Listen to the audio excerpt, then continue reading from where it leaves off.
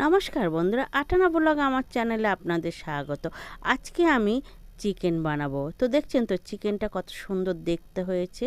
দেখতেও যেমন সুন্দর, না খেতেও ঠিক তেমন সুন্দর। আজকে আমি একটু গ্রেভি যুক্ত চিকেন বানাবো। চিকেনটা বেশ গ্রেভি টাইপের হবে।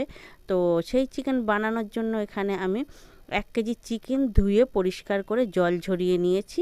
নিয়ে প্রথমে এর মধ্যে আমি দিয়ে দিচ্ছি 200 গ্রাম মতন টক দই, 1 চামচ হলুদ, 1 চামচ লঙ্কার গুঁড়ো আর সর্ষের তেল দিয়েছি। দিয়ে এটাকে না আমি ম্যারিনেট করে নেব।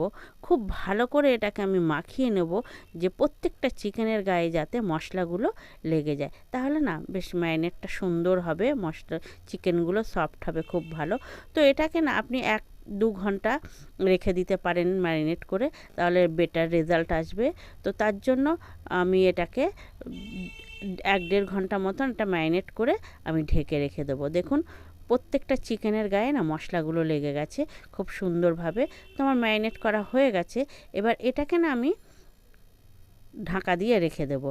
তো এবার চিকেনের জন্য একটা মশলা বানিয়ে নেই। প্রথমে দিচ্ছি এখানে একটা মাঝারি সাইজের পেঁয়াজ দিয়েছি, বেশ খানিকটা রসুন, একটু আদা, এলাচ, লবঙ্গ, দারচিনি, একটা স্টার অ্যানিস, একটা কাশ্মীরি লঙ্কা, এটাকে আমি 2 টুকরো করে দিয়ে দিচ্ছি। আর দেবো আমি 2টো তেজপাতা, এটাকেও টুকরো করে দিচ্ছি বেশ খানিকটা শুকনো লঙ্কা আর 1 চামচ সাজিরে এখানে দিয়ে আমি একটা পেস্ট বানিয়ে নিচ্ছি। আর একটা পেস্ট বানাবো আমি।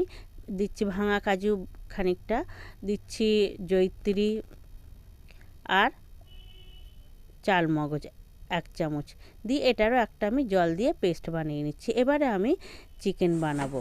তো চিকেন বানানোর জন্য প্রথমে কড়াই বসিয়ে দিয়ে গরম করে নিয়ে তেল দিয়ে দিচ্ছি। আমি যেহেতু এখানে অল্প তেল দিচ্ছি, আমি ম্যারিনেট করার সময় তেল দিয়েছিলাম বলে। তো দিয়ে একটা মাঝারি সাইজের পেঁয়াজ দিয়ে আমি ভালো করে ভেজে নিচ্ছি। পেঁয়াজটা না রাফলি কুচিয়ে নিয়ে ভেজে নিচ্ছি। তো এই পেঁয়াজটাকে ভালো করে নাড়িয়ে চাড়িয়ে গোল্ডেন ব্রাউন হলেই আমি এর মধ্যে মশলা দিয়ে দেবো। হয়ে গেছে ব্রাউন কালার। এবার এর মধ্যে বেটে রেখে দেবো মশলাটা না আমি দিয়ে দিচ্ছি। যেহেতু শুকনো মশলা, সেই জন্য মিক্সির বাটিটা ধুয়ে না আমি একটু জল দিয়ে দিলাম। এবার মশলাটাকে আমি কষাবো, খুব ভালো করে কষিয়ে নেব। একটু কি হয়, মশলাটা কষিয়ে নিলে না আদা পেঁয়াজের কাঁচা গন্ধটা না খুব তাড়াতাড়ি উড়ে যায়। তো সেই জন্য না আমি একটুখানি এটাকে কষিয়ে নিচ্ছি নাড়া দিয়ে। দিচ্ছি এর মধ্যে আর একটু হলুদ, সামান্য চিনি দিতেই হয় সব রান্নায়, তাহলে না ব্যালেন্স মানে থাকে, টেস্ট আনার জন্য চিনি দিতে হয়। তো আমি অল্প চিনি দিয়েছি। মশলাটা কষানো হয়ে গেছে, ম্যারিনেট করে রেখে দেওয়া চিকেনটা না আমি এর মধ্যে দিয়ে দিয়েছি। দিয়ে এবার খুব ভালো করে না কষাতে হবে। এই সময় কিন্তু গ্যাসটা মিডিয়াম টু লো ফ্লেমেই রেখে আমি কষিয়ে নেব। কেননা জোরে দিয়ে কষালে না মানে খুব তাড়াতাড়ি এটা হিট হয়ে যায়।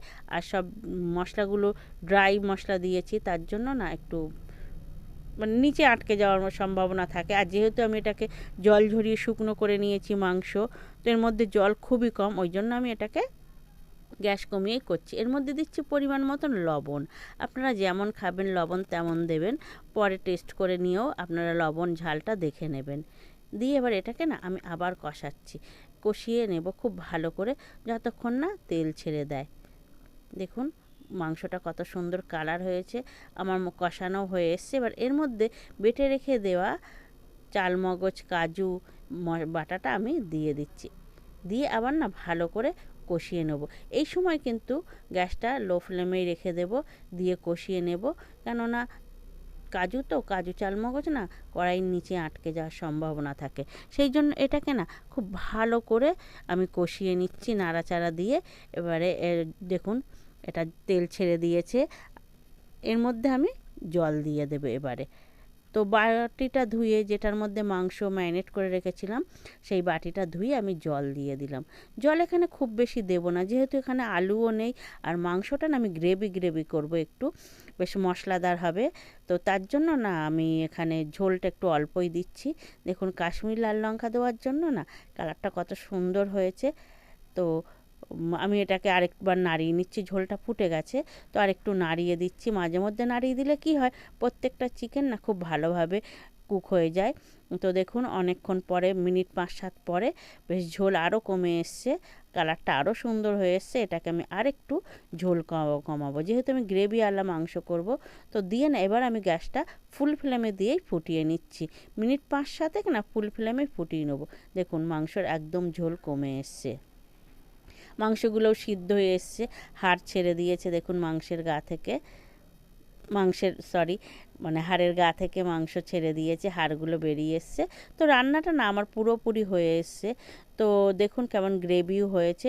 তো এই মাংসটাকে না আমি বেশ খানিকটা ভালো করে নাড়াচাড়া দিয়ে এটাকে আমি এক্ষুনি কিন্তু সার্ভ করব না, এটাকে ঢাকা দিয়ে মিনিট 5-7 রেখে দেবো। তাহলে কী হবে, যে ওইটুকুনি কুক হতে বাকি আছে তো ওইটুকুনি হয়ে যাবে, আর ঝোলটা না বেশ বসে যাবে, গ্রেভি হয়ে যাবে, যেহেতু কাজু দেওয়া তো বেশ সুন্দর হবে। তো বন্ধুরা এইভাবে আপনারা বাড়িতে রান্না করবেন। দেখুন মিনিট 5-7 পরে খুলে দেখাচ্ছি। এরকম অপূর্ব টেস্ট, দেখতেও যেমন সুন্দর, খেতেও তেমন সুন্দর গ্রেভিযুক্ত চিকেন আপনারাও করবেন। একটা লাইক অবশ্যই দেবেন, এটা ভাত রুটির সঙ্গে খুব ভালো লাগে।